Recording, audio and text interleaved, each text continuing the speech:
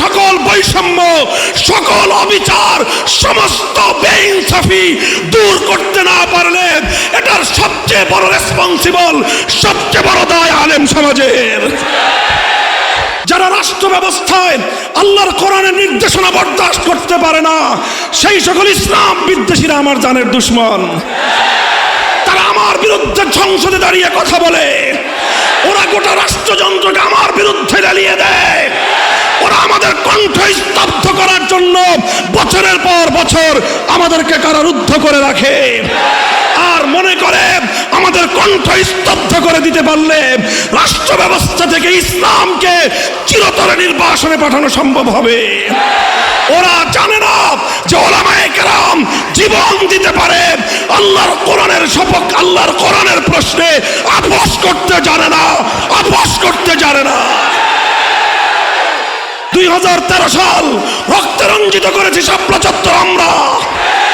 2021 সাল ব্রাহ্মণবাড়িয়া থেকে হাটহাজারী রক্তে রঞ্জিত করেছে আমার সন্তানেরা। 2024 সালের ফ্যাসিবাদ বিরোধী লড়াইয়ে প্রায় 100 কোরআনের হাফেজ আলেমদের রক্তে বিপ্লব অর্জিত হয়েছে। এবার সব বাংলাদেশ দেখা হয়েছে।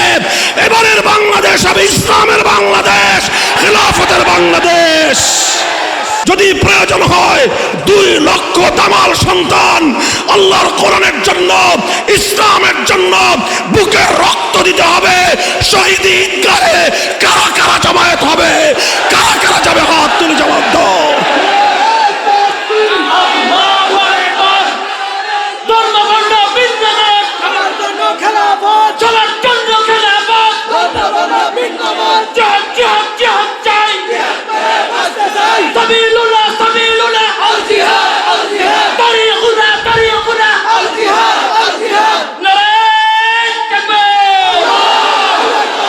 إن الحمد لله نحمده ونستعينه ونستغفره ونؤمن به ونتوكل عليه ونشهد أن لا إله إلا الله وحده لا شريك له ونشهد أن سيدنا ومولانا محمدا عبده ورسوله صلى الله تعالى عليه وعلى آله وأصحابه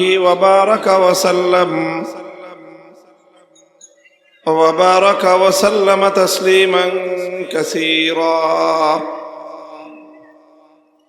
أما بعد فأعوذ بالله من الشيطان الرجيم. بسم الله الرحمن الرحيم. هو الذي بعث في الأميين رسولا منهم يتلو عليهم آياته ويزكيهم ويعلمهم الكتاب والحكمة وإن كانوا من قبل لفي ضلال مبين. بارك الله لنا ولكم في القرآن العظيم ونفعنا وإياكم بالآيات والذكر الحكيم. اللهم صل على محمد وعلى آل محمد كما صليت على إبراهيم وعلى آل إبراهيم إنك حميد مجيد. اللهم بارك على محمد وعلى آل محمد كما باركت على إبراهيم وعلى آل إبراهيم إنك حميد مجيد.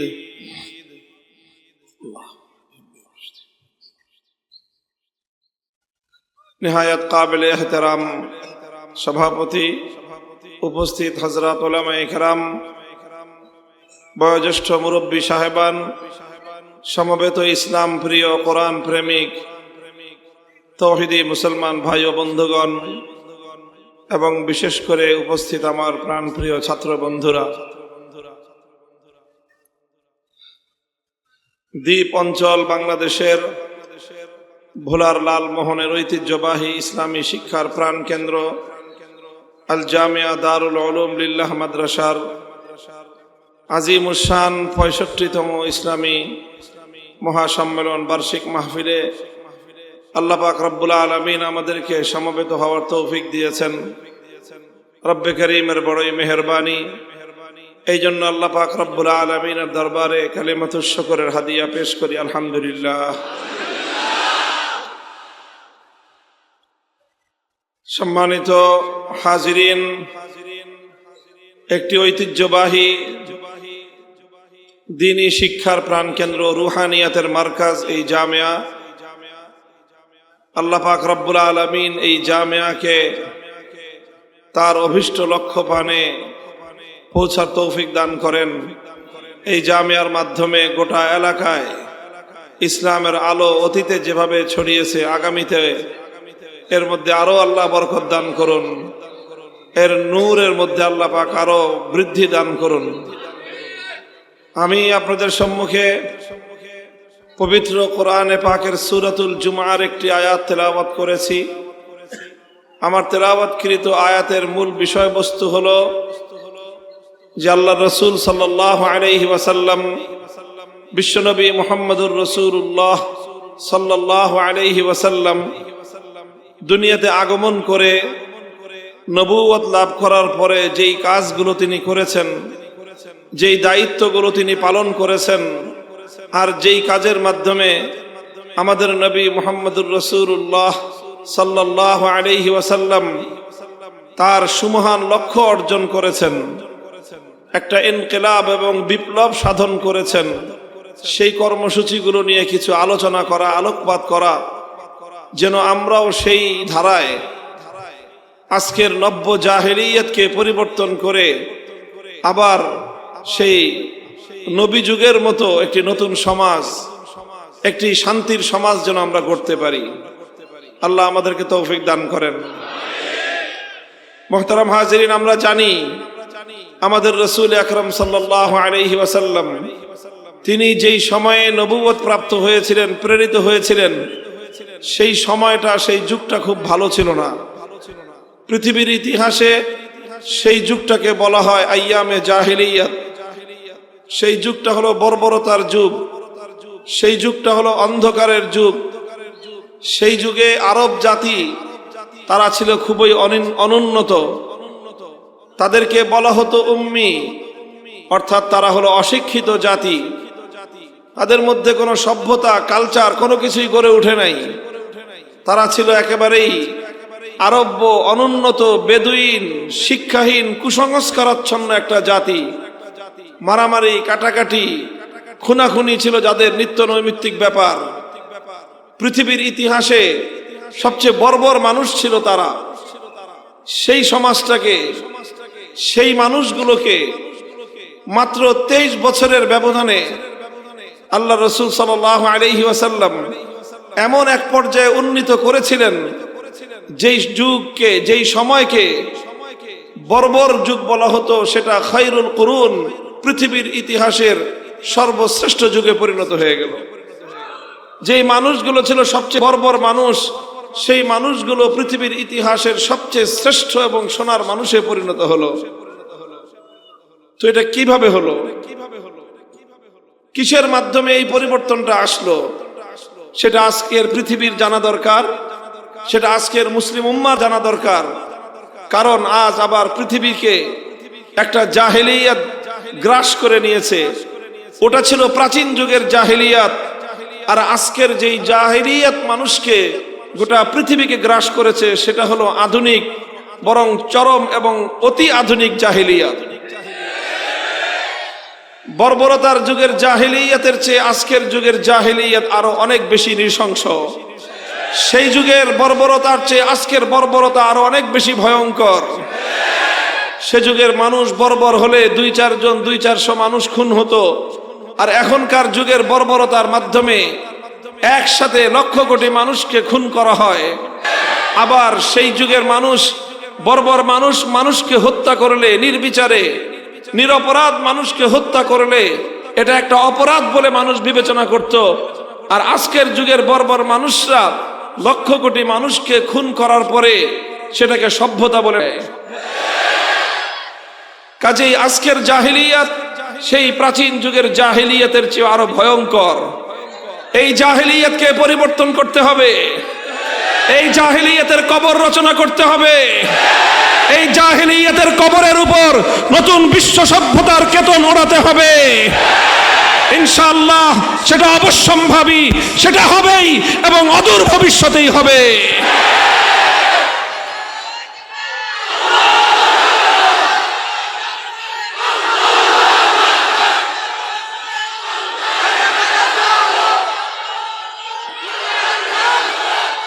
প্রশ্ন হলো, ইসলাম তো বিজয়ী হবেই। পৃথিবীর দিকে দিকে ইসলামের বিজয়ের পূর্বাভাস পরিলক্ষিত হচ্ছে। পৃথিবীর বিভিন্ন দিগন্তে ইসলামের চূড়ান্ত বিজয়ের সূর্যোদয়ের পূর্বেকার সুবহে জাদিদ দেখা যাচ্ছে। প্রশ্ন হলো আমার আর তোমার জন্য যে আমরা আমাদের এই ভূখণ্ড থেকে ইসলামের সেই অগ্রযাত্রার মিছিলে আমরা কোথায় থাকব? সম্মুখ সারিতে থাকব না আমরা পশ্চাৎ পথ থেকে যাব? এটাই আজ আমাদের কাছে ঐতিহাসিক এবং সবচেয়ে গুরুত্বপূর্ণ প্রশ্ন। মুহতারাম হাজিরিন, এজন্য এই সময়টায় আমরা আলোকপাত করতে চাই যে রাসূল সাল্লাল্লাহু আলাইহি ওয়াসাল্লামের বিপ্লবী কর্মসূচি কি ছিল, যেই কর্মসূচির মাধ্যমে তিনি এক ইনকিলাব এনেছিলেন। আমরাও যদি সেই কর্মসূচিগুলোকে, সেই কাজগুলোকে ধারণ করতে পারি, ইনশাআল্লাহ নতুন জাহেলিয়াতকে পরাস্ত করে আবার সেই নবী যুগের সোনালী আদর্শ আমরা ফিরিয়ে আনতে পারবো। হুয়াল্লাযী বাআসা ফিল উম্মিয়্যিনা রাসূলাম মিনহুম ইয়াতলু আলাইহিম আয়াতিহি ওয়া ইউযাক্কিহিম ওয়া ইউআল্লিমুহুমুল কিতাবা ওয়াল হিকমাহ ওয়া ইন কানু মিন ক্বাবলু লাফি দালালিম মুবিন। আল্লাহ পাক রব্বুল আলামিন বলেন যে তিনি এক নিরক্ষর জাতির নিকট এক রাসূলকে প্রেরণ করেছেন চারটি কাজ দিয়ে। কয় কাজ? চার কাজ দিয়ে তিনি পাঠিয়েছেন। সেই চার কাজ হলো রাসূল সাল্লাল্লাহু আলাইহি ওয়াসাল্লামের বিপ্লবের মৌলচার কর্মসূচি। লক্ষণীয় বিষয় হলো এই চারোটা কাজের কেন্দ্রবিন্দু একটা জায়গায়, আর সেই সেন্ট্রাল পয়েন্ট, সেই কেন্দ্রবিন্দুটা হলো কিতাবুল্লাহ তথা কোরআনে পাক। আল্লাহর নবীর জীবনের বিপ্লবের সকল কর্মসূচি কেন্দ্রীভূত ছিল কোরআনে পাককে কেন্দ্র করে, আল্লাহর কিতাবকে কেন্দ্র করে। নবীজি কিতাবুল্লাহকে মধ্যখানে রেখে তিনি তার সকল কর্মসূচি পালন করেছেন এবং পৃথিবীকে এই অসাধারণ, অপূর্ব, অনন্য বিপ্লব তিনি উপহার দিয়েছিলেন। আল্লাহ রাসূল সাল্লাল্লাহু আলাইহি ওয়াসাল্লামকে আল্লাহ পাক সর্বপ্রথম যে কর্মসূচি দিয়েছেন, ইয়াতলু আলাইহিম আয়াতিহি, সেটা হলো আল্লাহর কোরআনের আয়াত তেলাওয়াত করে শোনানো। মানুষকে তিনি কোরআনের তেলাওয়াত শোনাতেন। কোরআনের তেলাওয়াত শোনানো এটাই ছিল রাসূল সাল্লাল্লাহু আলাইহি ওয়াসাল্লামের সর্বপ্রথম এবং সবচেয়ে বুনিয়াদী কর্মসূচি। কোরআনের তেলাওয়াত এটা একটা মুস্তাকিল এবং পূর্ণাঙ্গ কর্মসূচি। খুব ভালো করে বুঝতে হবে, কোরআনের তেলাওয়াত এটা একটা পূর্ণাঙ্গ কর্মসূচি, এটা স্বয়ং সম্পন্ন কর্মসূচি, এটা অন্য আরেকটা কর্মসূচির উপর নির্ভরশীল নয়। কোরআনের তেলাওয়াতের মাধ্যমেই নবী আকরাম সাল্লাল্লাহু আলাইহি ওয়াসাল্লাম তার সকল যে ইসলাহি কাজ, তার যে ইনকিলাবী কাজ, নবীজির যে বিপ্লবী কর্মসূচি, তার সূচনায়, তার উদ্বোধন হয়েছিল তেলাওয়াতে কিতাবুল্লাহর মাধ্যমে। তার সূচনাই হয়েছিল আল্লাহর কোরআনের তেলাওয়াতের মাধ্যমে। অনেকে মনে করে থাকে যে কোরআনের তেলাওয়াত এটা খুব মামুলি একটা বিষয়। অনেকে মনে করে থাকে আরো এক ধাপ অগ্রসর হয়ে খুব আপত্তিকর ভাষায় অনেকে বলেও থাকে যে তোতা পাখির মতো শুধু কোরআন তেলাওয়াত করে লাভ কি? নাউজুবিল্লাহি মিন যালিক। অনেকে এমন মনে করে যে কোরআনের অর্থ না বুঝে তেলাওয়াত করলে এর কোনো ইফেক্টিভনেস নাই, এর কোনো প্রভাব নাই, এর কোনো কার্যকারিতা নাই। এটা একটা মূর্খতাপূর্ণ চিন্তা। যারা এরকম চিন্তা করে যে অর্থ না বুঝে পড়লে, কোরআনের মর্ম না বুঝলে শুধু তেলাওয়াতে কোনো লাভ নেই, এই কথা যারা চিন্তা করে তারা মূলত আল্লাহর কোরআনকে অবমূল্যায়ন করে। কিভাবে? তারা কোরআনে পাককে পৃথিবীর আর অন্য 10টা সাবজেক্টের মতো মনে করেছে। পৃথিবীর অন্যান্য সাধারণ বিষয়গুলো এমন যে না বুঝে পড়লে কোনো লাভ হয় না। সাহিত্যের বই কেউ যদি না বুঝে পড়ে সাহিত্যের কোনো সে ফায়দা পাবে না। কবিতার বই কেউ যদি না বুঝে পড়ে তাহলে সে কাব্যের মর্ম বুঝবে না। গল্পের বই কেউ যদি না বুঝে পড়ে গল্পের স্বাদ সে পাবে না। উপন্যাসের বই কেউ যদি না বুঝে পড়ে উপন্যাসের চরিত্রগুলো বুঝতে পারবে না। দর্শনের বই কেউ যদি না বুঝে পড়ে দর্শন শাস্ত্র বুঝবে না। বিজ্ঞানের বই কেউ যদি না বুঝে পড়ে বিজ্ঞানের কোনো লাভ হবে না। মেডিকেল সায়েন্সের বই কেউ যদি না বুঝে পড়ে ডাক্তার হতে পারবে না। তো অন্যান্য কিতাবের মতো মনে করে থাকে যে কোরআনও বুঝি এমন একটা কিতাব, না বুঝে পড়লে কোনো লাভ নাই। তাদেরকে বুঝতে হবে পৃথিবীর অন্য সকল গ্রন্থ, অন্য সকল বিষয় থেকে আল্লাহর কোরআন সম্পূর্ণ ভিন্ন রকম। অন্যগুলোর সঙ্গে কোরআনের মিল হয় না। পৃথিবীর অন্য সব গ্রন্থ না বুঝে পড়লেও কোনো লাভ হয় না। কোরআনে পাক একমাত্র কোরআন যেটা না বুঝে পড়লেও বিপ্লবের জন্য এটাই যথেষ্ট।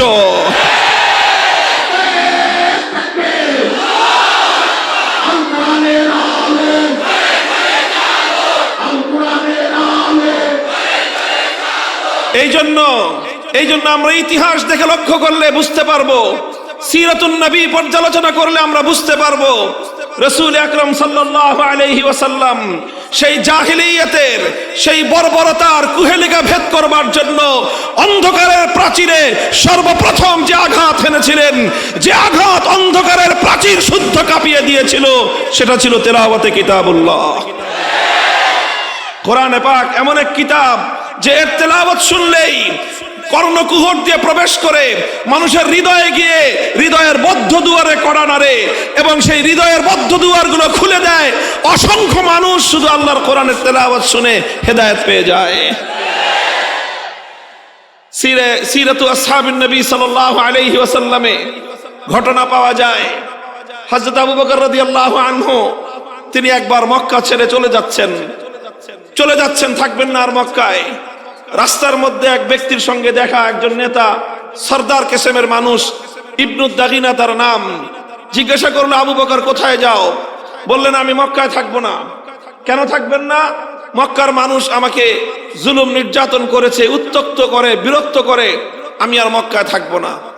ইবনুদ দাগিনা বলল যে না আবু বকর, তোমার মতো পরোপকারী মানুষ, মানুষের উপকার করাই যার ধর্ম, তোমার মতো এইরকম একজন সোনার মানুষ, মাটির মতো নরম মানুষ, তুমি যদি মক্কা ছেড়ে চলে যাও, এটা মক্কার অধিবাসীদের জন্য চরম লজ্জা এবং বদনামের বিষয় হবে।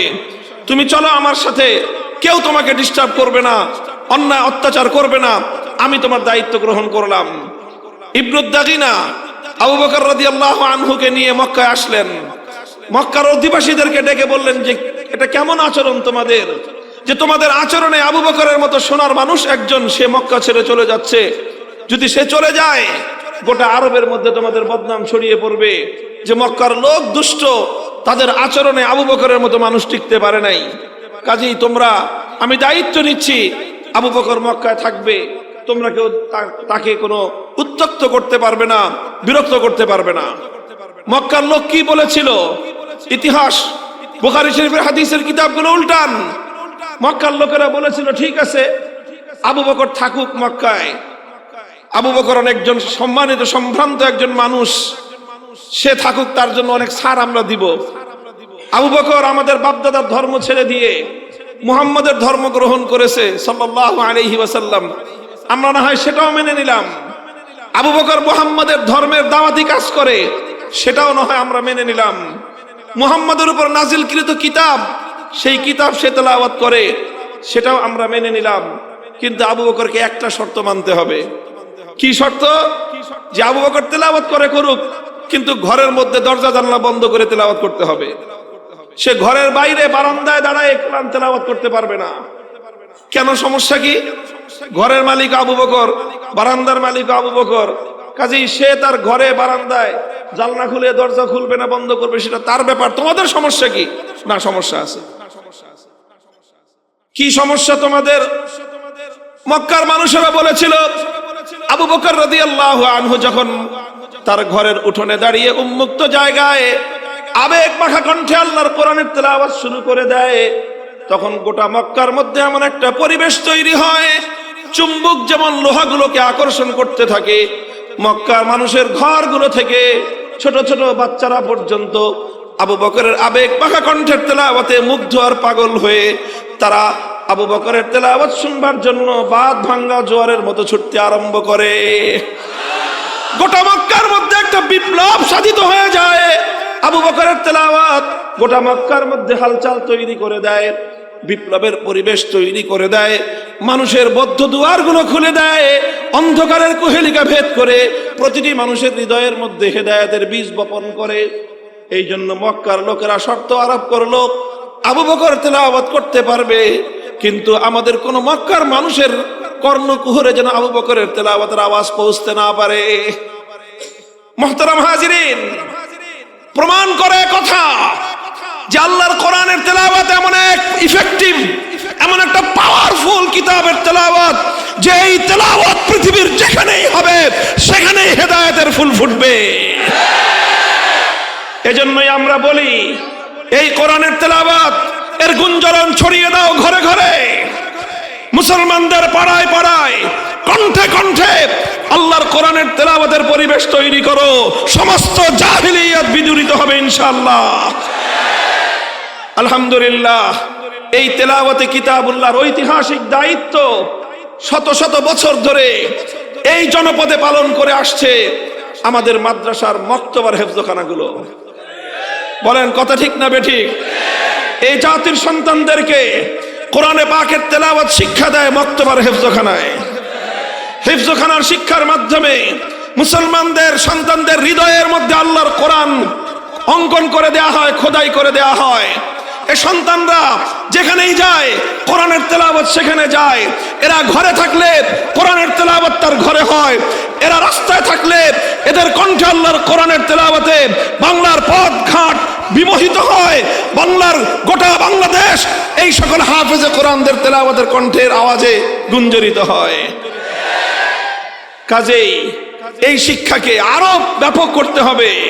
হাফিজ হুজুর রহমতুল্লাহ আলাইহি তখন বলতেন, ৬৮,০০০ বাংলাদেশের গ্রামে ৬৮,০০০ কোরআনের মক্তব কায়েম করতে চাই। এখন গ্রাম আরো অনেক বেড়েছে, জনপদ আরো অনেক বেড়েছে, প্রতিটি জনপদে আল্লাহর কোরআনের তেলাওয়াতের শিক্ষার জন্য মক্তব করতে হবে।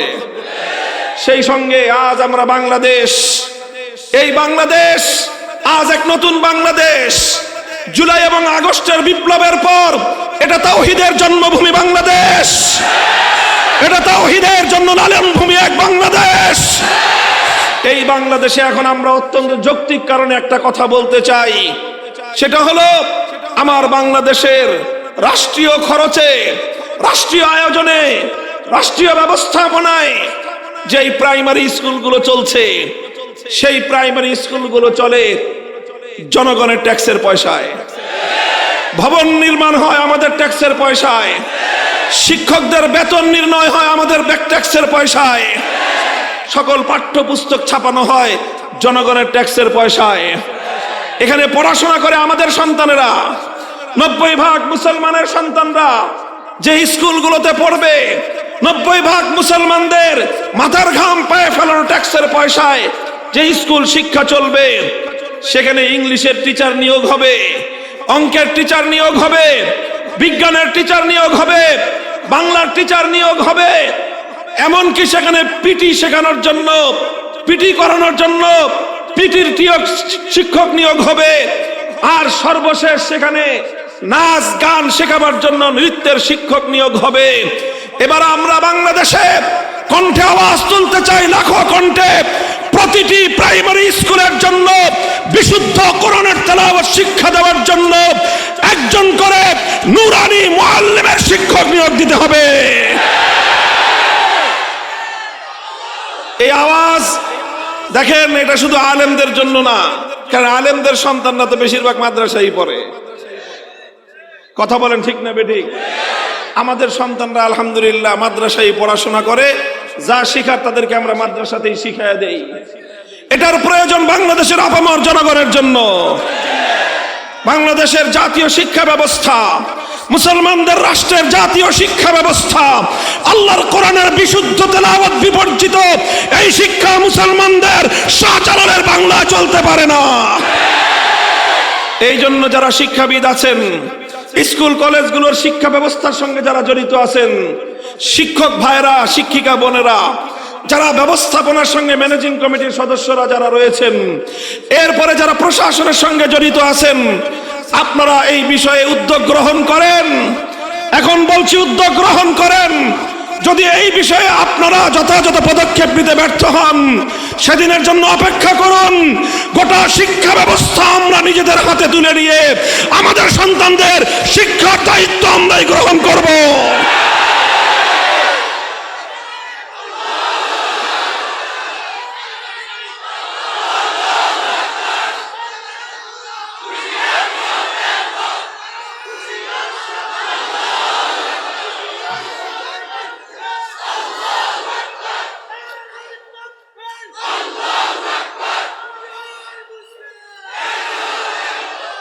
রাসূল আকরাম সাল্লাল্লাহু আলাইহি ওয়াসাল্লামের 1 নম্বর কর্মসূচি তিলাওয়াতে কিতাবুল্লাহ, কোরআনে পাকের তেলাওয়াত।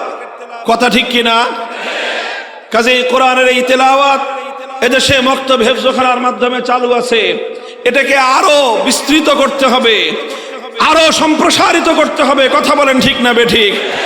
মুসলমানদের প্রতিটি মুসলিম নারী পুরুষ আগামী প্রজন্মে আর কিছু পারুক বা না পারুক, তারা যেন বিশুদ্ধ কণ্ঠে আল্লাহর কোরআনের তেলাওয়াত করতে পারে। আগামীর বাংলাদেশ হবে কোরআনের বাংলাদেশ।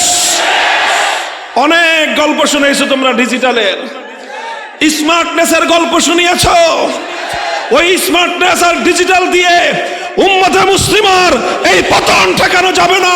উম্মতকে কোরআনের আলোয় উদ্ভাসিত করতে হবে। এটা আমাদের অত্যন্ত গুরুত্বপূর্ণ একটা এজেন্ডা, মনে রাখবেন আলেম সমাজ এবং আলেমদের সঙ্গে যারা কাজ করেন, বাংলাদেশের আগামী প্রজন্মকে নিয়ে যারা ভাবেন, বাংলার প্রতিটি সন্তান যেন আগামী দিনে কোরআনের তেলাওয়াত শিখে তারা যেন বড় হতে পারে, সে উদ্যোগ আমাদেরকে নিতে হবে। আল্লাহর পয়গম্বরের 2 নম্বর কর্মসূচি ওয়ায়ুআল্লিমুহুমুল কিতাব। 1 নম্বর কর্মসূচি ছিল তেলাওয়াতে কিতাবুল্লাহ, 2 নম্বর কর্মসূচি হলো তালিমে কিতাবুল্লাহ, অর্থাৎ আল্লাহর কিতাব কোরআনে পাকের তালিম। কোরআনের তালিমের দ্বারা এখানে উদ্দেশ্য হলো তেলাওয়াতের মাধ্যমে যেই কোরআনের শুধুমাত্র রিডিং পড়া হলো, যেই কোরআনের শুধুমাত্র ভাষ্য পড়া হলো, এবার 2 নম্বর কর্মসূচি তালিমে কিতাবুল্লাহর মাধ্যমে আল্লাহর কোরআনে পাকের মর্ম এবং তার অর্থ মানুষকে বোঝাতে হবে। কোরআনের অর্থ বুঝতে আমরা না করতেছি না, আমরা বলতেছি শুধু তেলাওয়াতে কিতাবুল্লাহ এটা একটা স্বয়ংসম্পন্ন কর্মসূচি, কোরআনের অর্থ বোঝা এটা আরেকটা স্বয়ংসম্পন্ন কর্মসূচি। এখানে একটা আরেকটার উপর ডিপেন্ডেন্ট নয়। কোরআনের তেলাওয়াত, কোরআনের অর্থ বুঝতে হবে, কোরআনের মর্ম বুঝতে হবে, নিজেরা বুঝতে হবে, উম্মতকে বোঝাতে হবে। এই ব্যাপারে আলেম সমাজকেও আরো বেশি সোচ্চার এবং সজাগ হতে হবে।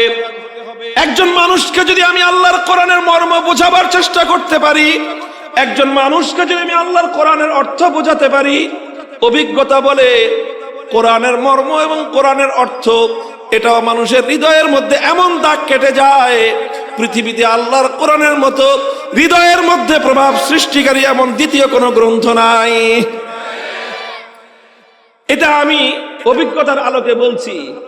যে কোনো একজন সাধারণ মানুষ যদি আল্লাহর কোরআন শুরু থেকে শেষ পর্যন্ত একবার কোন নির্ভরযোগ্য আলেমের কৃত অনুবাদ একবার যদি পড়ে, শুরু থেকে শেষ পর্যন্ত মনোযোগ দিয়ে, একদিনে পড়তে হবে না, একটু একটু করে পড়েন, 1 বছর লাগায় পড়েন, শুধু কোরআনে পাক শুরু থেকে শেষ পর্যন্ত পূর্ণ কোরআন একবার অনুবাদ পড়বেন। একবার কোরআনে পাকের অনুবাদ পড়ার পর যে কোনো ব্যক্তির হৃদয়ের মধ্যে আল্লাহর কোরআন প্রভাব সৃষ্টি করেই থাকবে। মুহতারাম হাজিরিন, এটা বড় দুঃখ এবং পরিতাপের বিষয়। অসংখ্য মুসলমান এমন আছে জীবনে অনেক পড়াশোনা করেছে, হাজার হাজার বই পড়েছে, নোবেল নাটক পড়ে শেষ করে ফেলেছে, বঙ্কিমচন্দ্র থেকে শুরু করে হুমায়ুন আহমেদ পর্যন্ত কোনো কিছু বাদ রাখে নাই, সব পড়েছে।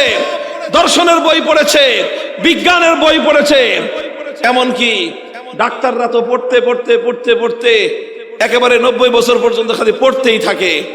এত পড়াশোনা করেন, কিন্তু বহু মানুষ এমন আছে সারা জীবনে এতটুকু ফুরসত তার হয় নাই যে আল্লাহর কোরআনের সূরা ফাতিহা থেকে সূরা নাস পর্যন্ত কোরআনে পাকের মর্মটা একবার পড়ে দেখবেন। এর চেয়ে দুর্ভাগ্য এবং এর চেয়ে লজ্জার কোনো বিষয় থাকতে পারে না। মুহতারাম হাজিরিন, এই জন্য মানুষকে, উম্মতকে কোরআনের মর্ম বোঝানোর জন্য উলামায়ে কেরামের অনেক কসরত, অনেক মেহনত রয়েছে, এবং এটা নায়েবে নবী হিসাবে উম্মতের আলেম সমাজের ঐতিহাসিক জিম্মাদারি। এজন্য গোটা দেশব্যাপী তাফসীরুল কোরআন মাহফিলের মাধ্যমে আলেমগণ মানুষের কাছে কাছে কোরআনের মর্ম পৌঁছে দেওয়ার চেষ্টা করছেন। মসজিদে মসজিদে তাফসীরুল কোরআনের মাধ্যমে খতিব এবং ইমাম সাহেবগণ মানুষের কাছে কোরআনের বার্তা এবং মেসেজ পৌঁছানোর চেষ্টা করেন। কোরআন গ্রন্থ লিখে লিখে মানুষের কাছে কোরআনের মেসেজ পৌঁছানোর চেষ্টা করেছেন। কোরআনে পাকের অনুবাদ লিখে মানুষকে কোরআনের মর্ম বোঝানোর চেষ্টা করেছেন। এখন আমরা যদি এখান থেকে আল্লাহর কোরআনের কিতাবুল্লাহর মর্মটা বুঝবার চেষ্টা না করি, এটা আমার ব্যর্থতা, অন্য কারণ নয়। কথা বলেন ঠিক কিনা? আমাদের মাদ্রাসাগুলো, বিশেষ করে কওমি মাদ্রাসাগুলো, এই যে শিক্ষা ব্যবস্থা, 10 বছরের শিক্ষা ব্যবস্থার মূল উদ্দেশ্যই হলো আমাদের শিক্ষার্থীদেরকে আমরা আল্লাহর কোরআনটাকে পূর্ণাঙ্গভাবে হৃদয়ঙ্গম করাবার চেষ্টা করি, পরিপূর্ণভাবে কোরআনের মর্ম তারা উদ্ধার যেন করতে পারে, তার যাবতীয় সব শিক্ষা তাদেরকে দেওয়া হয়।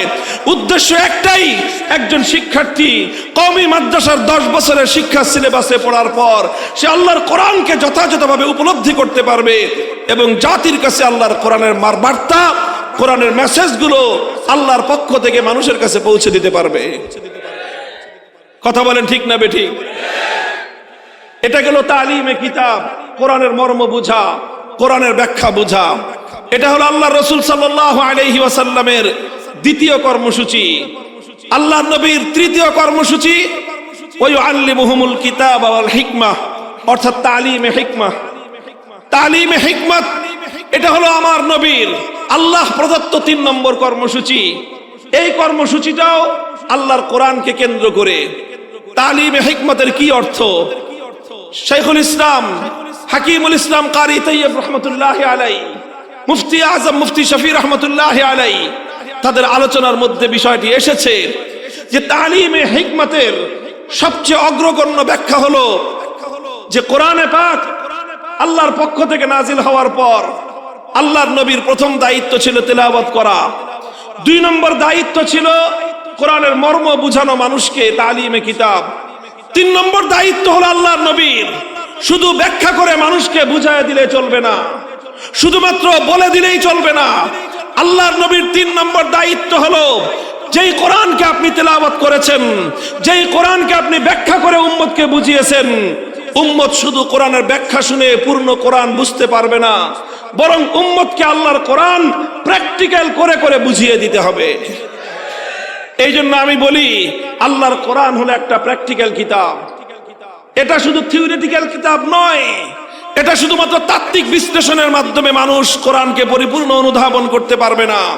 তাত্ত্বিক বিশ্লেষণের পর এটাকে বাস্তব উপস্থাপনের মাধ্যমে, প্র্যাকটিক্যাল ক্ষেত্রে বাস্তবায়নের মাধ্যমে উম্মতকে আল্লাহর কোরআনের এক একটা বিধান বুঝিয়ে দিতে হবে। এটার নামই হলো তালিমে হিকমত। অর্থাৎ যেই আয়াতের তেলাওয়াত করা হলো তেলাওয়াতে কিতাবুল্লাহর আন্ডারে, যেই আয়াতকে ব্যাখ্যা করে বুঝিয়ে দেওয়া হলো তালিমে কিতাবের আন্ডারে, এবার তালিমে হিকমতের আন্ডারে সেই আয়াতের প্র্যাকটিক্যাল নমুনা উম্মতকে দেখাতে হবে। এটাও আল্লাহর রাসূল সাল্লাল্লাহু আলাইহি ওয়াসাল্লামের ঐতিহাসিক জিম্মাদারি। যেমন ধরেন, লক্ষ্য করে বুঝেন, মাদ্রাসার ছাত্ররা আরো ভালো করে বুঝতে হবে কোরআনের এই আয়াতের তাফসীর। আল্লাহর নবীর উপর নাজিল হলো আকিমুস সালাহ, আকিমুস সালাহ, সালাত কায়েম করেন। আল্লাহর নবী আয়াতটা তেলাওয়াত করে শুনিয়ে দিলেন, 1 নম্বর দায়িত্ব আদায় হয়ে গেল। এবার তিনি ব্যাখ্যা করে বোঝালেন এখানে ইকামতের অর্থ কি, সালাতের অর্থ কি বুঝিয়ে দিলেন যে এখানে সালাতের অর্থ রহমত নয়, এখানে সালাতের অর্থ দুরুদ নয়, এখানে সালাতের অর্থ দোয়া নয়, বরং এখানে সালাতের অর্থ হলো একটা বিশেষ একটা বিধিবদ্ধ ইবাদত, যে ইবাদতের মধ্যে কিয়াম থাকবে, রুকু থাকবে, সিজদা থাকবে, কিরাত থাকবে, তাসবিহ থাকবে, তাশাহুদ থাকবে, তাকবীরে তাহরিমা থাকবে, সালাম থাকবে, এই সব বিষয়গুলো নিয়ে একটা ইবাদত, সেই ইবাদত হলো সালাত। এটা আল্লাহর নবী মুখে মুখে ব্যাখ্যা করে বুঝিয়ে দিলেন, এটা হলো তালিমে কিতাব। কিন্তু এখানে আল্লাহর নবীর দায়িত্ব শেষ হলো না, এবার নবীকে তালিমে হিকমত করতে হবে। তালিমে হিকমতের অর্থ হলো এবার আল্লাহর নবীকে নামাজ প্র্যাকটিক্যালি উম্মতকে দেখিয়ে দিতে হবে। এজন্য আল্লাহর নবী নিজে নামাজ পড়লেন, মিম্বারের উপর দাঁড়িয়ে নামাজ পড়লেন, আর উম্মতকে নির্দেশ দিলেন, সাল্লু কামা রাআইতুমুনি উসাল্লি। আমার উম্মত শুধু আমার কাছ থেকে বর্ণনা শুনে নামাজ পড়বে না, আমাকে যেভাবে বলতে শুনেছো শুধু সেভাবে নামাজ পড়বে না। তোমরা নামাজ কিভাবে পড়বে? কামা রাআইতুমুনি উসাল্লি, আমাকে তোমরা যেভাবে নামাজ পড়তে দেখেছো, আমাকে দেখে দেখে তোমরা আল্লাহর কোরআনের ব্যাখ্যা শিখবে। মুহতারাম হাজিরিন, এভাবে নামাজের প্র্যাকটিক্যাল দেখিয়েছেন, এটাই হলো তালিমে হিকমত।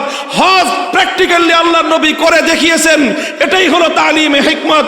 আল্লাহর পয়গম্বর যাকাত ব্যবস্থা প্র্যাকটিক্যালি বাস্তবায়ন করে দেখিয়েছেন, এটাই হলো তালিমে হিকমত।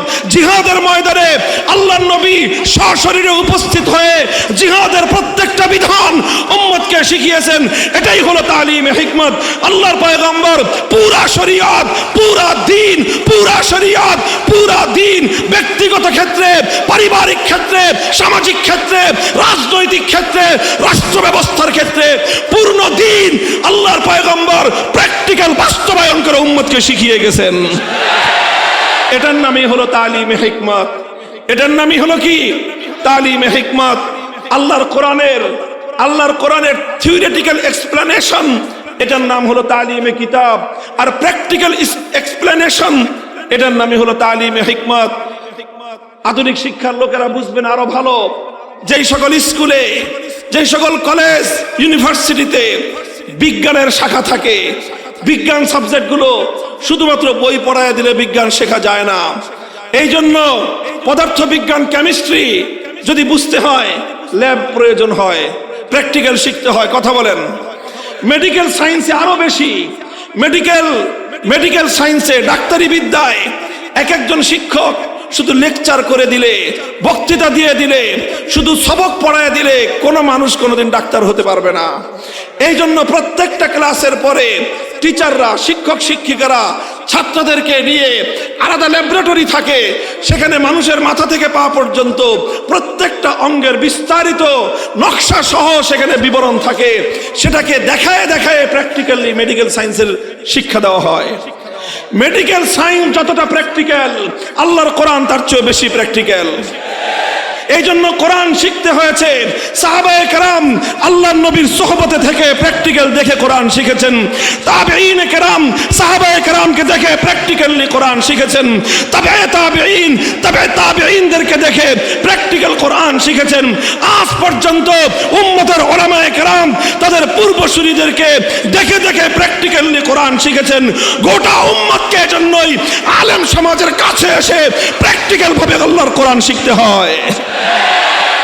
যারা মনে করে আলেমদের কাছ থেকে দূরে থেকে ইসলাম শিখে ফেলবে, যারা মনে করে আলেমদের সঙ্গে সম্পর্ক না রেখেই দ্বীন বুঝে ফেলবে, তারা বোকার স্বর্গে বসবাস করে। তাদের চেয়ে গণ্ড মূর্খ দুনিয়াতে আর কেউ হতে পারে না। এই জন্য এই ধারাবাহিকতার সাথে আমাদেরকে যুক্ত হতে হবে। কথা বলেন ঠিক না বেঠিক? তালিমে হিকমতের জন্য আমার নবী প্রতিটি বিষয়ে ইসলামের বিধানকে প্র্যাকটিক্যাল বাস্তবায়ন করার জন্য আল্লাহর নবী উদ্যোগ গ্রহণ করেছেন। এটা শুধু নামাজের কথা বললাম, যাকাতের কথা বললাম, হজের কথা বললাম, জিহাদের কথা বললাম, শুধু এই সকল বিষয় নয়, অন্যান্য গুরুত্বপূর্ণ বিধিবিধান, হুদুদ এবং কিসাস, দণ্ডবিধি বাস্তবায়নের ক্ষেত্রে কিভাবে সেটার অ্যাপ্লিকেশন করতে হবে, কিভাবে সেটা বাস্তবায়ন করতে হবে, আল্লাহর নবী সেটা দেখিয়ে দিয়েছেন। বুখারী শরীফের হাদিস থেকে শুধু একটা উদ্ধৃতি দিয়ে আমি আপনাদের সম্মুখে, আল্লাহর নবী যেদিন মক্কা বিজয় করলেন, মক্কা বিজয়ের দিন পবিত্র মক্কা নগরীতে একটা অপরাধ সংগঠিত হলো। কি অপরাধ? চুরি হলো, চুরি। এবং চোর ধরা পড়ে গেল যে চুরি করেছে। এবং চোর সাধারণ কোনো মানুষ না, একজন মহিলা মানুষ, এবং অত্যন্ত সম্ভ্রান্ত বংশের মহিলা মানুষ। নাম হলো তার ফাতেমা, বংশ হলো তার বনু মখজুম, এজন্য তাকে বলা হয় ফাতেমায়ে মখজুমিয়া। বনু মখজুম গোত্রের পরিচয় শুনলে আপনাদের হৃদয় কেঁপে উঠবে। বনু মখজুম হলো সেই গোত্র যেই গোত্রে আল্লাহর নবীর দাদি জন্ম নিয়েছিলেন, যেটা ছিল আল্লাহর নবীর বাপ চাচাদের মামুর গোষ্ঠী, অর্থাৎ আল্লাহর নবীর একেবারেই ঘনিষ্ঠ রক্তের সম্পর্কের বংশ হলো বনু মখজুম। ওয়া ইন্না সিনামাল মজদি মিন আলি হিশামিন বনু বিনতি মখজুমিন ওয়া ওয়ালিদুকাল আব্দু। কুরাইশ বংশের মধ্যে শীর্ষ সম্মানিত সম্ভ্রান্ত একটা পরিবার ছিল বনু মখজুম পরিবার। সেই বনু মখজুম পরিবারের একটা মেয়ে যে কোনো কারণে চুরি করে ফেললো, ধরা পড়ে গেল। এখন ফাফাজিআ কওমুহা ইলা উসামা ইবনে যায়েদ, তার গোত্র তারা দুশ্চিন্তায় পড়ে গেল যে এখন যদি মক্কায় আল্লাহর কোরআনের বিধান বাস্তবায়ন হবে আর এই মেয়েটার হাত কাটা যাবে, হাত কাটা যাবে একটা মেয়ের, আর নাক কাটা যাবে গোটা বংশের মানুষ। বনু মখজুমের মতো সম্ভ্রান্ত পরিবারের দিকে বাঁকা চোখে তাকাবে, বলবে এদের মেয়েরা চুরি করে। এই জন্য গোটা বংশ তারা দুশ্চিন্তায় পড়ে গেল, কি করা যায়। তখন তারা উপায় খুঁজে বের করলো যে আরে এটা তো আল্লাহর নবীর আত্মীয়তার বিষয়, এটা তো নবীজির ব্লাড কানেকশনের বিষয়, এটা নিয়ে আমাদের এত টেনশনের কি আছে। আমরা নবীজির কাছে এই বিষয়টা জানায় দেই যে বিষয়টা কিন্তু হুজুর আপনার প্রেস্টিজ ইস্যু। পুরা জাতি আসলো উসামা ইবনে যায়েদের কাছে। উসামা ইবনে যায়েদ সম্পর্কে আল্লাহর নবীর যে পালক পুত্র যায়েদ ইবনে হারেসার ছেলে উসামা নবীজির নাতি হয় এবং আল্লাহর নবীর অত্যন্ত প্রিয় পাত্র। এজন্য উসামার উপাধি ছিল হিব্বু রাসূলিল্লাহ, অর্থাৎ রাসূলুল্লাহর প্রিয় পাত্র। তার জাতি এসে উসামাকে বলল যে উসামা বিষয়টা কিন্তু এরকম, তুমি তোমার দাদার কাছে বলে দিও যেন কোনোভাবেই এই মেয়েটার হাতটা না কাটা যায়। এই মেয়ের হাত কাটা গেলে কিন্তু বংশের মান সম্মান সব ধ্বংস হয়ে যাবে, ধুলোয় মিশে যাবে। উসামা বলল ঠিক আছে, আপনারা চিন্তা করেন না, আমি দাদাকে বলে দিব, কোনো সমস্যা হবে না। উসামা ইবনে যায়েদ অল্প বয়স্ক বালক ছেলে, তিনি আসলেন আল্লাহর নবীজির কাছে, এসে বললেন দাদাজি এরকম একটা ঘটনা, একটা কেস তো ঘটছে, বিষয়টাতে আপনার কাছে আসবে, এই জন্য আপনার ইনফরমেশনের জন্য আমি বলতেছি। মেয়েটার নাম কিন্তু ফাতেমা, আর সে কিন্তু আপনার দাদির গোষ্ঠীর মেয়ে, কাজে কি করতে হবে আপনি একটু ম্যানেজ করে নিয়েন। স্বাভাবিকভাবে বলছেন। এই কথা বলার পরে আল্লাহর নবীর প্রতিক্রিয়া কি ছিল? বুখারীর হাদিস, ফাতালাওয়ানা ওয়াজহু রাসূলিল্লাহি সাল্লাল্লাহু আলাইহি ওয়াসাল্লাম। এই কথাটা শোনার সঙ্গে সঙ্গে আল্লাহর নবীর চেহারার রং বদলে গেল। আল্লাহর নবী যখন রাগান্বিত হতেন, আল্লাহর নবীর চেহারার রং লাল বর্ণ ধারণ করত। ফাকান্নামা ফুকিয়া ফি ওয়াজনাতিহি হাব্বুর রুম্মান, মনে হতো আমার নবীজির চেহারার মধ্যে বেদানার রস ছিটিয়ে দেওয়া হয়েছে। নবীজির কপালের মধ্যখানে একটা রগ ছিল, সেই রগটা ফুলে উঠতো, দরদর করে কাঁপতে থাকতো। সমস্ত লক্ষণ প্রকাশ পেল। উসামা ভয় পেয়ে গেলেন আল্লাহর নবীকে দেখে। নবীজি ধমক দিলেন উসামাকে, আতাশফাউ ফি হাদ্দিম মিন হুদুদিল্লাহ, উসামা তোমার কত বড় দুঃসাহস, এখন আল্লাহর কোরআনের বিধান বাস্তবায়ন হবে, সেই বিধান বাস্তবায়ন ঠেকানোর জন্য তুমি তদবির করতে এসেছো আমার কাছে। খবরদার, হুঁশিয়ার করে দেই, ভবিষ্যতে আর কোনোদিন যেন তোমাকে আমি এইরকম কোন বিধানের ক্ষেত্রে অন্তরায় তৈরি করার কাজে দেখতে না পাই। এরপরে আল্লাহর নবী বুঝতে পারলেন একা উসামাকে ধমকায় তো লাভ নাই, কারণ বিষয়টা তো উসামার একার নয়। উসামা ছোট মানুষ, সে গভীরতা বুঝতে পারে নাই দেখে আমি তাকে ভালোবাসি, সে আমার কাছে চলে আসছে। কিন্তু উসামা তো আসলে নিজে আসে নাই, তাকে তো পাঠানো হয়েছে। আর এই উসামাকে পাঠানোর পিছনে জড়িত আছে আমার নিজের সম্প্রদায়, কুরাইশ সম্প্রদায়, আমার দাদির পরিবার, বনু মখজুম গোত্র, তারা এটার সঙ্গে জড়িত আছে। সুতরাং শুধু উসামাকে ধমক দিলে চলবে না, এটা একটা জাহিলিয়াত, এটা একটা বর্বরতা। এই মক্কার মানুষের মধ্যে, আরবের মানুষের মধ্যে শত শত বছর ধরে এই জাহিলিয়াত তাদের গোড়ার মধ্যে, শেকড়ের মধ্যে গ্রথিত হয়েছে। এখন এই জাহিলিয়াতকে শেকড় শুদ্ধ উপড়ে ফেলতে হবে। আল্লাহর নবী ঘোষণা দিলেন, আমি ভাষণ দেব, ফালাম্মা কানাল আশিয়্যু কামা রাসূলুল্লাহ সাল্লাল্লাহু আলাইহি ওয়াসাল্লাম, বিকেল বেলায় আসরের নামাজের পরে আল্লাহর নবী পবিত্র বাইতুল্লাহর সামনে দাঁড়িয়ে জাতির উদ্দেশ্যে ভাষণ দেওয়া শুরু করলেন। হে দুনিয়ার মানুষেরা, দুনিয়ার অনেক নেতারা দেশ জয়ের পরে ভাষণ দেয়, দুনিয়ার অনেক নেতারা বিপ্লবের পরে ভাষণ দেয়, দুনিয়ার অনেক নেতা কর্মী, অনেক নেতা নেত্রীরা জাতির উদ্দেশ্যে অনেক বক্তব্য দিয়েছে। আর আমার নবীও মক্কা বিজয়ের পরে জাতির উদ্দেশ্যে ভাষণ দিয়েছিলেন। পরিবর্তন তালাশ করো, মিলিয়ে দেখো পৃথিবীর ইতিহাসকে পরিবর্তন করার জন্য কেমন বক্তব্যের প্রয়োজন আর কেমন চিন্তা চেতনার প্রয়োজন। আল্লাহর নবী বললেন, হে আমার কওম, হে আমার জাতি, শুনে রাখো, ইন্নামা হালাকা মান কানা ক্বাবলাকুম ইযা সারাকা ফীহিমুদ দাঈফ আকামু আলাইহিল হাদ ওয়া ইযা সারাকা ফীহিমুশ শরীফ তারাকুহু। তোমাদের পূর্ববর্তী জাতিগুলোকে আল্লাহ ধ্বংস করে দিয়েছেন। কি ছিল তাদের অপরাধ? কোন কারণে তাদেরকে ধ্বংস করা হয়েছে? নবীজি বললেন, তাদেরকে ধ্বংস করার কারণ হলো এই, যখন তাদের মধ্যে কোন সম্ভ্রান্ত মানুষ, কোন প্রভাবশালী মানুষ, কোন ক্ষমতাবান মানুষ যখন অপরাধ করত, যখন কোন শিল্পপতি, কোন বড় ধরনের ক্ষমতাবান মন্ত্রী, এমপি, মন্ত্রীর দুলাভাই, এমপির খালু, চেয়ারম্যানের শালা, এই জাতীয় মানুষ যখন অপরাধ করত, যখন টাকা পয়সাওয়ালা শিল্পপতি মানুষ যখন কোনো অপরাধ করত, তখন তাদের উপর কোনো আইনের শাসন প্রয়োগ করা হতো না, সিস্টেম করে তাদেরকে বাঁচিয়ে দেওয়া হতো, তাদেরকে মুক্তি দেওয়া হতো। ওয়াইজা সারাকা ফীহিমুদ দাঈফ, আর ওই একই অপরাধ যখন কোনো দুর্বল করত, কোনো গরিব মানুষ, কোনো মেহনতি মানুষ, কোনো রিক্সাওয়ালা, কোনো ঠেলাগাড়িওয়ালা, কোনো নৌকার মাঝি, কোনো কৃষক, কোনো শ্রমিক, কোনো মজদুর, রাস্তার টোকাই, দরিদ্র মানুষ যখন সেই একই অপরাধ করত, এবার গোটা রাষ্ট্রযন্ত্র মিলে আইনের শাসন 100 ভাগের জায়গায় 200 ভাগ কায়েম করত। আইনের শাসন শুধু দুর্বলের উপর কায়েম করা হয়। বিচার করা হয় কাদের? অনেক টাকা দিয়ে যারা বড় বড় ব্যারিস্টার কিনতে পারবে না তাদের বিচার হয়। আর যারা অনেক টাকা খরচ করতে পারবে, অনেক বড় ব্যারিস্টার, অনেক বড় অ্যাডভোকেট কিনতে পারবে, অধিকাংশ ক্ষেত্রে আইনের ফাঁক ফোকর দিয়ে তারা বেঁচে যাবে। এটাই হলো ব্যবস্থাপনা। আল্লাহর নবী বললেন, একই অপরাধ করে বড় লোকের বিচার হয় না, গরিবের বিচার হয়। একই অপরাধ করার পরে ক্ষমতাবানের বিচার হয় না, দুর্বলের বিচার হয়। একই অপরাধ করার পরে সরকারি দলের বিচার হয় না, বিরোধী দলের বিচার হয়। যখন কোন কওমের মধ্যে এই রকম বৈষম্য তৈরি হয়, আমার আল্লাহ এই বৈষম্যকে সবচেয়ে বেশি অপছন্দ করেন। যেই জাতির মধ্যে বিচারের ক্ষেত্রে বৈষম্য তৈরি হয়, আমার আল্লাহ সে জাতিকে সমূলে ধ্বংস করে দেন।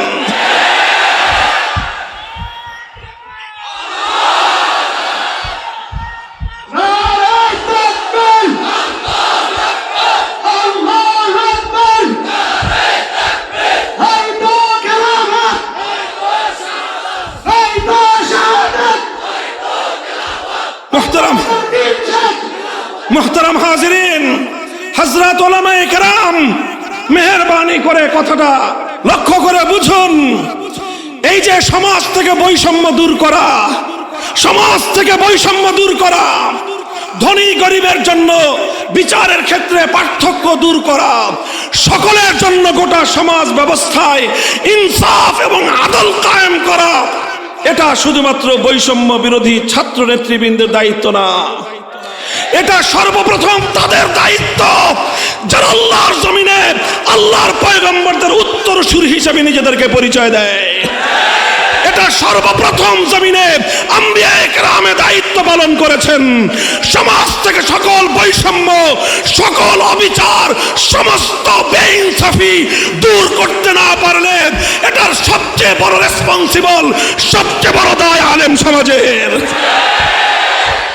মুহতারাম হাজিরিন, ইনসাফ, আদল সাধারণ মামুলি কোনো জিনিস না, এটা সাধারণ কোনো বিষয় না, এটা অনেক বড় বিষয়। আল্লাহর কোরআনের তেলাওয়াত করুন। সূরাতুল হাদীদ পড়ুন, লাকাদ আরসালনা রুসুলানা বিল বায়িনাত ওয়া আনজালনা মাআহুমুল কিতাবা ওয়াল মিজান লিয়াকুমান নাসু বিল কিসত। আল্লাহ বলছেন, আমি রুসুলানা বিল বায়িনাতি ওয়াল হুদা, আমার সমস্ত রাসূলদেরকে পাঠিয়েছি মুআজিজা দিয়ে, দলিল দিয়ে। ওয়া আনজালনাল কিতাব, আমি কোরআন নাজিল করেছি, কিতাব নাজিল করেছি, নবীদেরকে কিতাব দিয়েছি। কেন? লিয়াকুমান নাসু বিল কিসতি, যেন দুনিয়াতে ইনসাফ কায়েম হয়, দুনিয়াতে যেন ইনসাফ কায়েম হয়। এজন্যই আমি বলি, এই বেইনসাফির বিরুদ্ধে লড়াই করা, জুলুমের বিরুদ্ধে লড়াই করা, অন্যায় অবিচারের বিরুদ্ধে লড়াই করা, বৈষম্যের বিরুদ্ধে লড়াই করা সর্বপ্রথম মাদ্রাসার আলেম এবং ছাত্রদের জিম্মেদারি।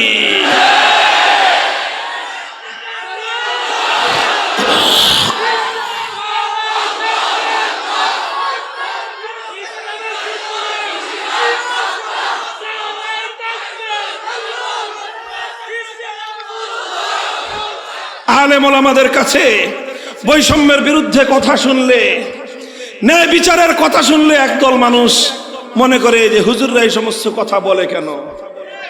হুজুররা বলবে আখিরাতের কথা, হুজুররা বলবে নামাজ রোজার কথা, পর্দা পুশিদার কথা, হুজুররা বলবে দান সৎকার কথা, আর হুজুররা পড়বে মিলাদ শরীফ, হুজুররা পড়বে খতম শরীফ, হুজুররা এই সমস্ত নিয়ে থাকবে।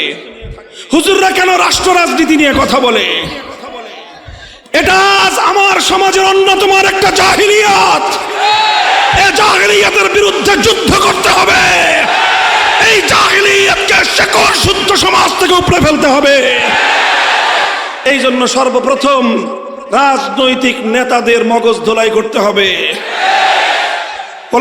ওলামায়ে কেরামকে বলছি, মঞ্চগুলোতে, মাহফিলগুলোতে রাজনৈতিক নেতাদেরকে দাওয়াত দিবেন আলোচনা করার জন্য নয়, শোনার জন্য। রাজনৈতিক নেতারা তো আসে আর 2 মিনিট এসেই তাড়াহুড়া শুরু করে দেয় যে আমার জরুরি আরেকটা প্রোগ্রাম আছে, হুজুর তাড়াতাড়ি আমাকে একটু দেন। এরপরে মাহফিল কমিটি কি করেন? হুজুরদের তাফসীরুল কোরআন বন্ধ করে রাজনৈতিক নেতার পেশাল শোনার জন্য মানুষকে বাধ্য করেন। এগুলো জাহিলিয়াত। এই জাহিলিয়াতকে বাংলার মাটি থেকে উপড়ে ফেলতে হবে। রাজনৈতিক নেতারা কান খাড়া করে শুনে রাখেন, মাহফিলে আসবেন কথা বলার জন্য না, ওয়াজ শোনার জন্য। শুনবেন, বয়ান শুনবেন। আর আলেমগণ এই রাজনৈতিক নেতাদেরকে সামনে রেখে রাজনৈতিক বক্তব্য দিবেন। অনেক কাল আপনারা হীনমন্য থেকেছেন, এজন্যই শেখ হাসিনারা কাদের উপর চড়ে বসবার সুযোগ পেয়েছিল। আপনারা উঠেন, দাঁড়ান, রাষ্ট্র রাজনীতি নিয়ে কথা বলেন, বলেন এদেশ আমার, এদেশ আমার পূর্বসূরীদের রক্ত দিয়ে আমরা কিনেছি।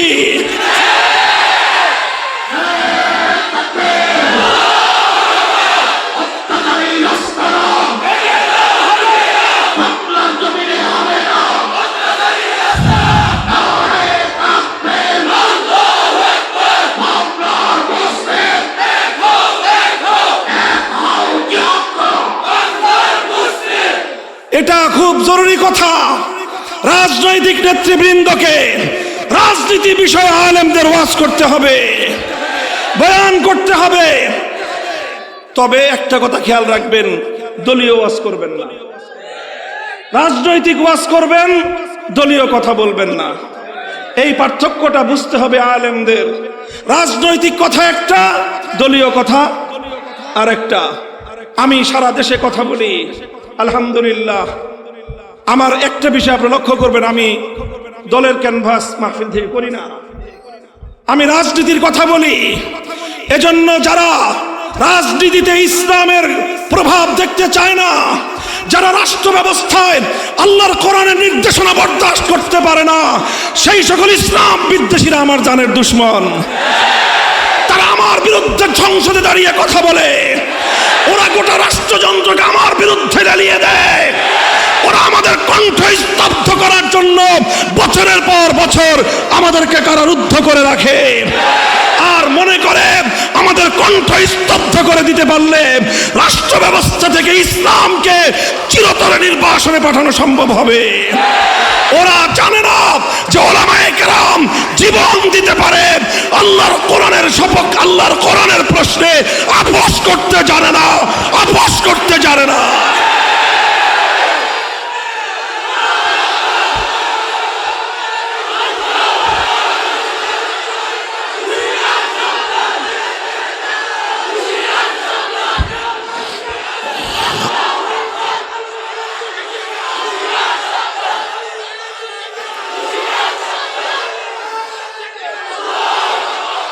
এই কথাটাও খুব ভালো করে বলে রাখি, আগামীর বাংলাদেশে যারা রাজনীতি করবেন মাথায় রেখে করবেন। এদেশে যেমনি ভাবে আপনারা আব্রাহাম লিঙ্কন, কার্ল মার্কস, মাও সেতুং, লেনিনদের আদর্শ নিয়ে রাজপথে কথা বলেন, আমরাও আল্লাহর পয়গম্বরের, আল্লাহর কোরআনের খেলাফতের রাজনীতি নিয়ে কথা বলবো। কোরআনের মাহফিলে আল্লাহর কোরআনের রাজনীতির কথা আলোচনা হবে, রাষ্ট্র ব্যবস্থার বিচার নিয়ে কথা বলা হবে। বৈষম্যের বিরুদ্ধে মাহফিলগুলো থেকে উচ্চকণ্ঠে আওয়াজ উচ্চারিত হবে। এই বৈষম্যকে সমাজ থেকে ছেটিয়ে বিদায় করতে হবে। তাহলেই আল্লাহর কোরআন নাজিল হওয়ার উদ্দেশ্য হাসিল হবে, নবীর মাকসাদ, বিআসাতে রাসূলের মাকসাদ অর্জন হবে ইনশাআল্লাহ। কথা বলেন ঠিক কিনা? আল্লাহর পয়গম্বর সে কথাই বললেন, মক্কা শরীফে বললেন, বাইতুল্লাহকে সামনে রেখে কাবার চত্বরে দাঁড়িয়ে আমার নবী বললেন, বৈষম্য বরদাস্ত করা যাবে না। আর এই জন্যই তো হাফিজ হুজুর রহমতুল্লাহ আলাইহি 1971 সালে বলেছিলেন, 71-এর মুক্তিযুদ্ধ জালিমের বিরুদ্ধে মজলুমের লড়াই। আমরা সেই হাফিজের চেতনায় আজও দাঁড়িয়ে আছি। আমরা বিগত 2013 সাল থেকে 2024 সাল পর্যন্ত সর্বাধিক একটি গোষ্ঠী হিসেবে সবচেয়ে বেশি রক্ত জিয়ে দিয়েছে যারা বৈষম্যের বিরুদ্ধে, তারা হলো আলেম সমাজ। 2013 সাল রক্তে রঞ্জিত করেছি শাপলা চত্বর আমরা। 2021 সাল ব্রাহ্মণবাড়িয়া থেকে হাটহাজারী রক্তে রঞ্জিত করেছে আমার সন্তানেরা। 2024 সালের ফ্যাসিবাদ বিরোধী লড়াইয়ে প্রায় 100 কোরআনের হাফেজ আলেমদের রক্তে বিপ্লব অর্জিত হয়েছে। কাজেই এই দেশে আলেম সমাজ ভাড়াটিয়া হিসেবে থাকার দিন শেষ। এই দেশে নিজের অধিকার নিয়ে মালিক হিসেবে থাকতে হবে। আর এই রাজনৈতিক নেতাদের সংশোধনটা সবার আগে করতে হবে। এরাই হলো সমাজের সকল অধিকাংশ অনিষ্টের গোড়া। এরা হুজুরদের উপরে এসে খবরদারি করে, মাতব্বরি করে, মাহফিলগুলোতে এসে দুটা কথা বলে চলে যায়, আলেমদের বক্তব্য শুনতে চায় না। রাজনৈতিক নেতাদেরকে বসায় বসায় ইসলামের রাজনীতির ইতিহাস বলবেন, উপমহাদেশের স্বাধীনতা সংগ্রামের ইতিহাস বলবেন, বাংলাদেশের স্বাধীনতার উদ্দেশ্যের কথাগুলো বলবেন, এ জাতির মুক্তি এবং আজাদির জন্য আপনাদের পূর্বপুরুষদের কীর্তিগাথা ইতিহাসগুলো বলবেন। এরপরে চোখে আঙ্গুল দিয়ে দেখায় দিবেন, রক্ত দিয়ে কেনা ইসলামের জন্য এ মাটিতে ধর্মনিরপেক্ষতা চলতে পারে না। এটা তো ফয়সালা হয়ে গেছে 47 সালে। ধর্মনিরপেক্ষ রাষ্ট্র হবে ভারত, ইসলামী রাষ্ট্র হবে মুসলমানদের ভূখণ্ড। কাজেই যারা ধর্মনিরপেক্ষ থাকতে চাও, নেত্রীর মতো সীমান্তের ওপারে চলে যাও, যাও চলে যাও। তোমাদের দরকার নেই বাংলাদেশে। বাংলাদেশে থাকতে চাইলে কালেমা পড়ে মুসলমান হয়ে থাকো। হিন্দু, বৌদ্ধ, খ্রিস্টানরা যার যার ধর্ম নিয়ে থাকেন, ওখানে আমাদের কোনো কথা নাই। বরং আপনাদের ব্যাপারে আমাদের কথা, জান, মাল, ইজ্জত, আবরু এবং আপনাদের ধর্ম পালনের নিরাপত্তার বিধান আমরা করব। আপনারা মন্দিরে আপনাদের ধর্ম পালন করবেন, প্যাগোডায় ধর্ম পালন করবেন, গির্জায় ধর্ম পালন করবেন। যদি নিরাপত্তার সংকট হয়, এদেশের আলেম সমাজ প্রশাসনের সাথে কাঁধে কাঁধ মিলিয়ে অতিরিক্ত জিম্মাদারি আদায় করবে। অতীতে আমরা করেছি, কথা বলেন ঠিক না বেঠিক?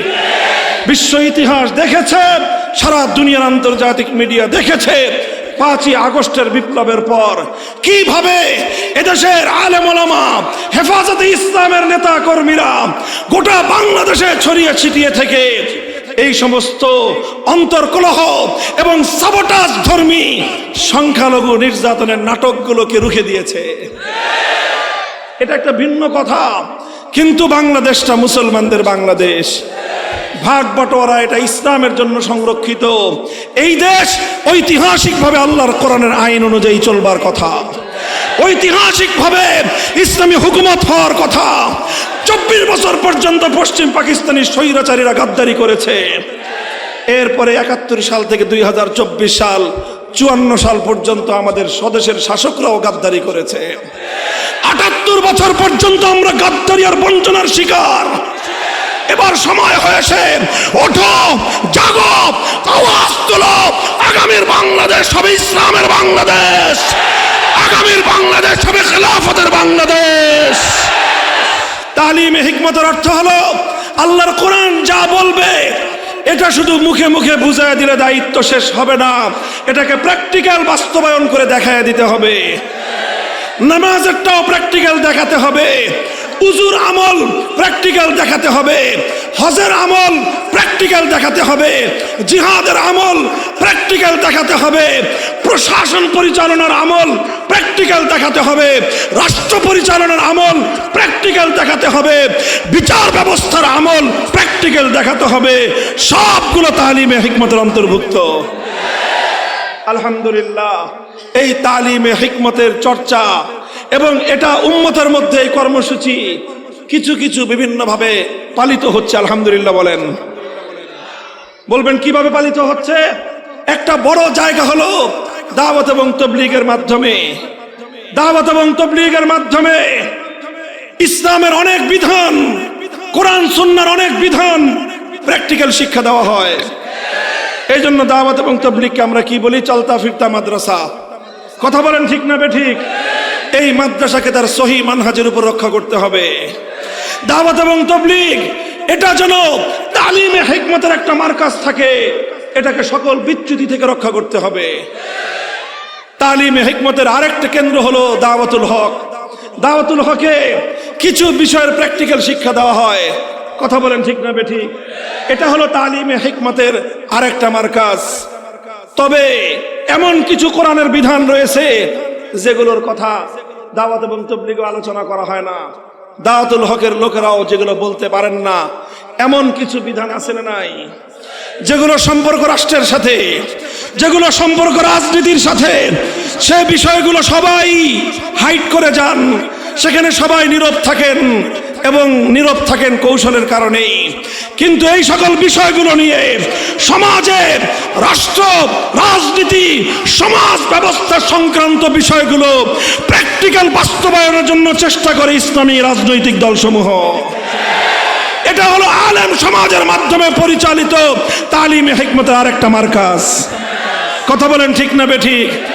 কাজে এই জন্য তালিমে হিকমতের জন্য দাওয়াত এবং তাবলীগের মেহনত চালু থাকতে হবে। তালিমে হিকমতের জন্য দাওয়াতুল হকের মেহনত চালু থাকতে হবে। একই কারণে তালিমে হিকমতের জন্য ইসলামী রাজনীতি কোরআন সুন্নাহর সঠিক ধারায় চালু থাকতে হবে, চালু রাখতে হবে।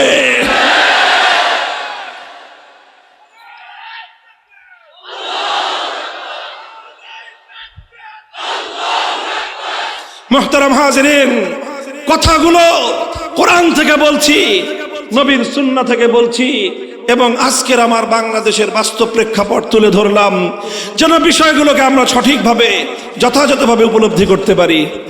কথা পরিষ্কার? আমার আলোচনা সমাপ্তির দিকে, শেষে আপনাদেরকে একটা আহ্বান জানাবো। আহ্বানটা শোনার জন্য একটু অপেক্ষা করেন। এর আগে আল্লাহর পয়গম্বরের 4 নম্বর কর্মসূচি ওয়ায়ুযাক্কিহিম। আল্লাহর নবীর 4 নম্বর দায়িত্ব হলো তাজকিয়া। তাজকিয়া কি জিনিস? তাজকিয়া অনেক লম্বা কথা। তাজকিয়ার সারমর্ম, তাজকিয়ার হাকিকত হলো, লক্ষ্য করে ধারাবাহিকতাটা বুঝেন। 1 নম্বর কর্মসূচি ছিল তেলাওয়াতে কিতাবুল্লাহ, কোরআনের তেলাওয়াত। 2 নম্বর কাজ ছিল তালিমে কিতাবুল্লাহ, কোরআনের ব্যাখ্যা, কোরআনের মর্ম বোঝানো। 3 নম্বর কাজ ছিল তালিমে হিকমত, কোরআনের ব্যাখ্যা শুধু কথায় বোঝালে হবে না, প্র্যাকটিক্যাল দেখাতে হবে। এটা হলো তালিমে হিকমত। এবার তাজকিয়ার কাজ হলো শুধু প্র্যাকটিক্যাল আমল করে দেখায় দিলে হবে না। তাজকিয়ার অর্থ হলো আল্লাহর কোরআনকে মানুষের আখলাকে পরিণত করতে হবে। ওয়াহাজিহি হাকিকাতুত তাজকিয়া। কোরআনী আখলাক যখন মানুষের অন্তরে হাসিল হবে তখনই একজন মানুষ আত্মশুদ্ধি হয়েছে বলে বলা যায়। এই জন্য তাজকিয়ার অর্থ হলো আল্লাহর কোরআন যা বলেছে সেটাকে এক দুইবারের আমলের মধ্যে সীমাবদ্ধ রাখলে চলবে না, সেটাকে আখলাকে পরিণত করতে হবে, সেটাকে স্বভাব এবং চরিত্রে পরিণত করতে হবে। এই মেহনতটা করা হয় হাক্কানি উলামা মাশায়েখের মাধ্যমে, বিশেষভাবে খানকাহ এবং তাসাউফের মেহনতের মাধ্যমে। কাজেই এবার আমার কথা হলো ইসলামের পূর্ণাঙ্গ কোর্স, ইসলামের পরিপূর্ণ চিত্র হলো তেলাওয়াতে কিতাবুল্লাহর জন্য মক্তবার হেফজখানার মেহনত চালু থাকবে। ইসলামের তালিমে কিতাবের জন্য কোরআনের শিক্ষা ব্যবস্থা, মাদ্রাসা ব্যবস্থা টিকে থাকবে। তালিমে হিকমতের জন্য দাওয়াত এবং তাবলীগের মেহনত যথাযথভাবে চলবে। তালিমে হিকমতের জন্য দাওয়াতুল হকের মতো মেহনত চালু থাকবে। তালিমে হিকমতের জন্য ইসলামী রাজনীতির কাজ এটাও যথাযথভাবে চলতে থাকবে। এভাবে তাজকিয়ার জন্য খানকাহি মেহনত, তাসাউফের মেহনতও যথাযথভাবে চালাতে হবে। মক্তব থেকে নিয়ে খানকা পর্যন্ত এই পূর্ণ মেহনত যখন একত্রিত হয়, এটাই হলো সিরাতে নববীর প্রকৃত পূর্ণাঙ্গ নকশা। শাইখুল হাদিস আল্লামা আজিজুল হক রহমতুল্লাহ আলাইকে আমরা দেখেছি, উনি তার জীবনে পূর্ণাঙ্গ নকশাকে ধারণ করতেন।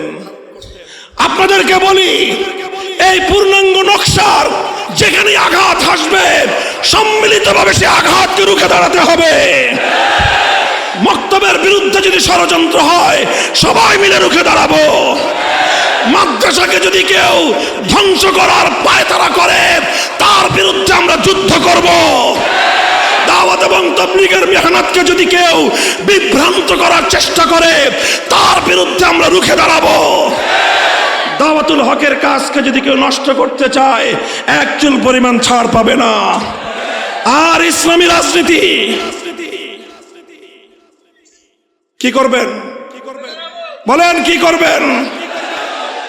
এটার উপর সবচেয়ে বেশি শকুনের দৃষ্টি।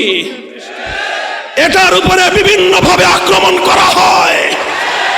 মনে রাখতে হবে, ইসলামী রাজনীতি হলো ইসলামের প্রতিরক্ষা ব্যবস্থা। রাষ্ট্রের প্রতিরক্ষা ব্যবস্থা যদি ভেঙে পড়ে সে রাষ্ট্র টেকে না। ইসলামের রাজনৈতিক ব্যবস্থা যদি ভেঙে যায় গোটা ইসলাম বিপন্ন হয়ে যাবে। এজন্য যারা ইসলামী রাজনীতির উপর আঘাত করতে আসবে সে হাত ভেঙে গড়িয়ে দিতে হবে, সে হাত ভেঙে গড়িয়ে দিতে হবে।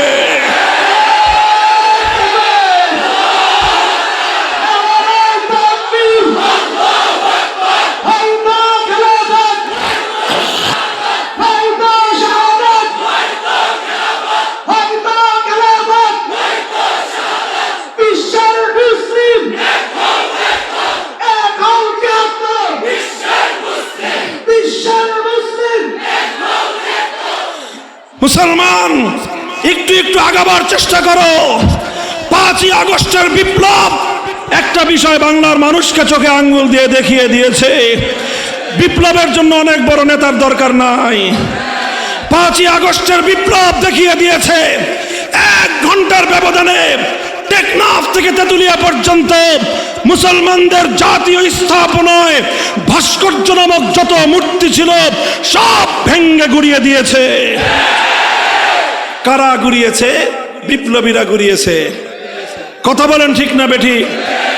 নেতার দরকার হয় নাই, ঘোষণার দরকার হয় নাই, ঘরে ঘরে বিপ্লবী তৈরি হও আর একটা বিপ্লবের জন্য প্রস্তুতি গ্রহণ করো। আলহামদুলিল্লাহ 5ই আগস্টের বিপ্লব এদেশের তৌহিদবাদী ইমানদারদের হৃদয়ে শক্তি এবং সাহসের সঞ্চার করেছে। একটি পৌত্তলিকতাবাদী আগ্রাসী শক্তির পতন ঘটেছে। তাদের কৃতদাসী সেদিকে বিতাড়িত হয়ে চলে গেছে। যতই কান্দাকাটি করো চট করে ঢুকে পড়বার সুযোগ শাহজালালের বাংলায় আর তোমার হবে না ইনশাআল্লাহ। যারা তাদের জন্য মায়া কান্না করেন তাদেরকেও বলে দেই, আমার শাপলা চত্বরের খুন হওয়া ভাইদের রক্তের দাম শোধ করে কানবেন। জুলাই আগস্টের বিপ্লবের বাংলার 2000 দামাল সন্তানদের রক্তের মূল্য পরিশোধ করে কান্নাকাটি করবেন। এর আগ পর্যন্ত কোন খুনি বাংলার মাটিতে পুনর্বাসিত হবে না। যদি কেউ তাদের পুনর্বাসনের ব্যবস্থা করেন, আপনারা ইতিহাস রাস্তা করে নিক্ষিপ্ত হবেন। কথা বলেন ঠিক না বেঠিক? 5ই আগস্টের বিপ্লব এটা ইসলামের বিপ্লব নয়। তবে যেভাবে সূর্য ওঠার আগ দিয়ে সুবহে সাদেকের উদিত হয়, দুনিয়া বুঝে কিছুক্ষণ পর সূর্যের উদয় হবে। 5ই আগস্টের বিপ্লব চোখে আঙ্গুল দিয়ে দেখিয়ে দিয়েছে বাংলাদেশের ভবিষ্যৎ ইসলামের ভবিষ্যৎ, বাংলাদেশের ভবিষ্যৎ খেলাফতের ভবিষ্যৎ। কথা বলেন ঠিক না বেঠিক? বাংলাদেশের মানুষ, তোমরা একবার সোনার বাংলাদেশ দেখেছো, এরপরে তোমরা নতুন বাংলাদেশ দেখেছো, এরপরে সবুজ বাংলাদেশ দেখেছো, এরপরে ডিজিটাল বাংলাদেশ দেখেছো, আর স্মার্ট বাংলাদেশ দেখার অপেক্ষায় আছো। আমরা তার আগে বলতে চাই, এবার সব বাংলাদেশ দেখা হয়েছে। এবারের বাংলাদেশ হবে ইসলামের বাংলাদেশ, খেলাফতের বাংলাদেশ।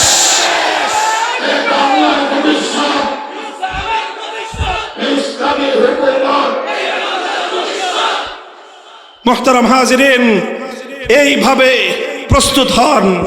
কথা বলেন ঠিক না বেঠিক?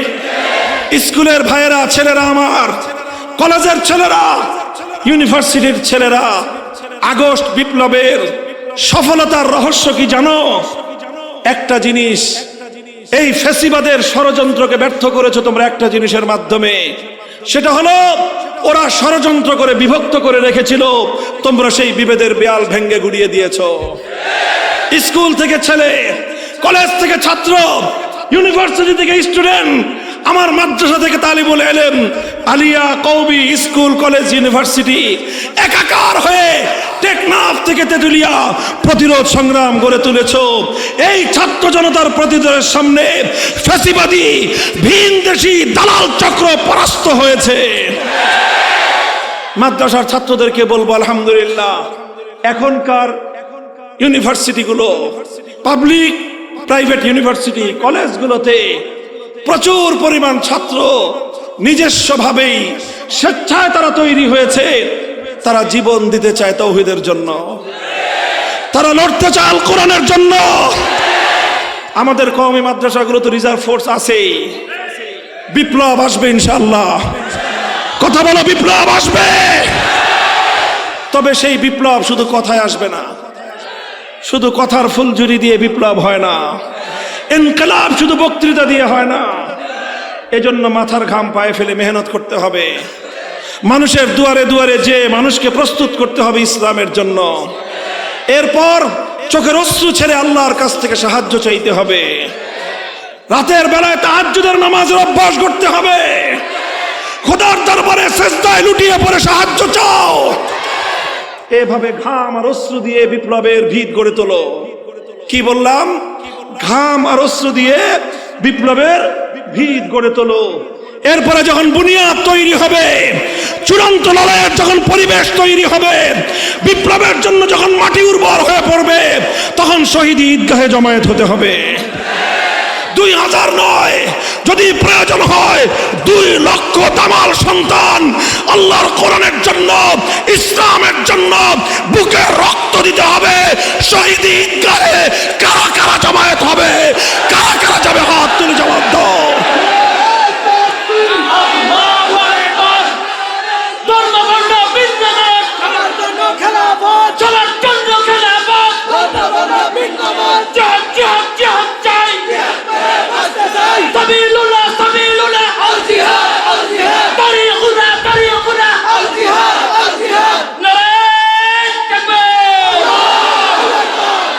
এটা কি শুধু কথার কথা না অঙ্গীকার?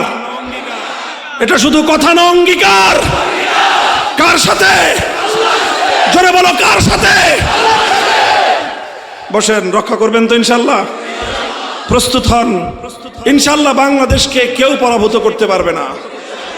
এই দেশে যতই ষড়যন্ত্র হোক, এর চূড়ান্ত ঠিকানা হবে দিল্লিও নয়, পিকিং নয়, মস্কো নয়, ওয়াশিংটন নয়, বাংলাদেশের চূড়ান্ত গন্তব্য সোনার মদিনা। আল্লাহ পাক সেই দিন দেখার তৌফিক আমাদের হায়াতেই দান করুন। ওয়া আখিরু দাওয়ানা আলহামদুলিল্লাহি রাব্বিল আলামিন।